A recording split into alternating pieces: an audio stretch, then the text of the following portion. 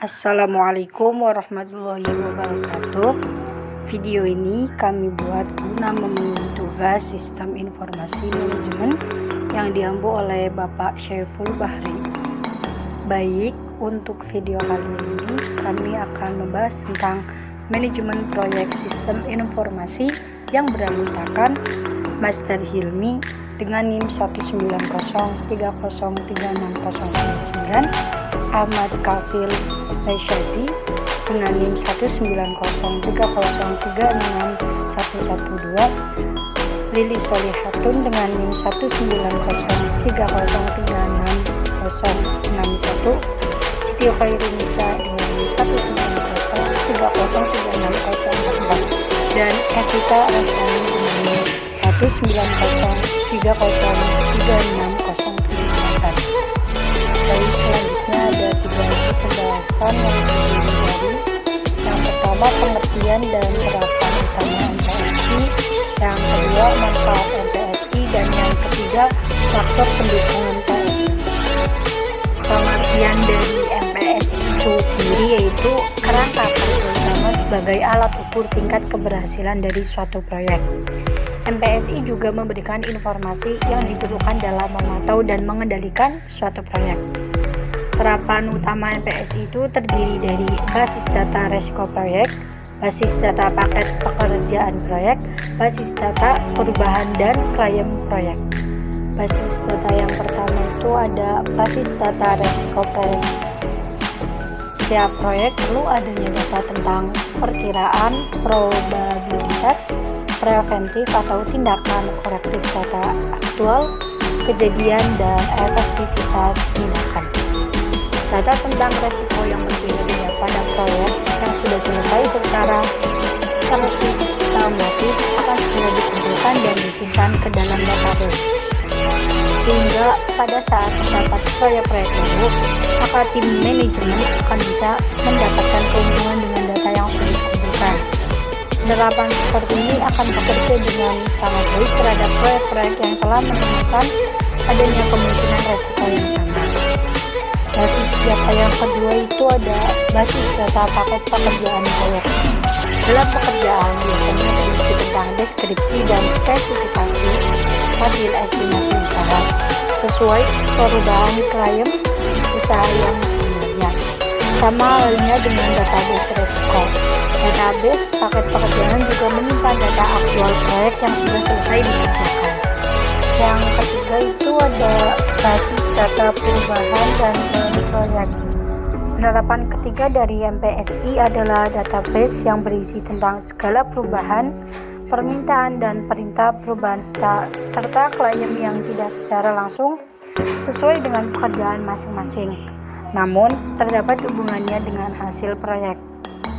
Klien dapat berupa kegiatan, masalah atau penyimpanan, catatan, hasil analisis, solusi yang telah diusulkan, solusi yang sebenarnya, dan tempat.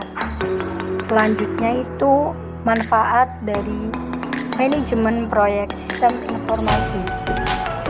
MPSI memungkinkan bagi tim proyek untuk menemukan berbagai hal seperti waktu, uang, sumber daya, dan untuk melihat apakah mereka dapat menemukan alasan mengapa hal ini bisa sampai terjadi.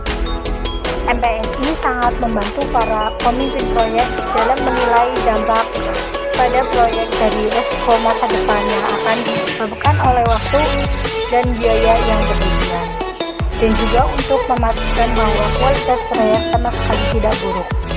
Selanjutnya itu yang mempengaruhi faktor keberhasilan manajemen proyek sistem informasi itu terdiri dari dukungan dari manajemen tingkat atas, quality control, pembaharuan rutin dan seri, cukup mudah untuk digunakan, penghargaan untuk setiap kontribusi.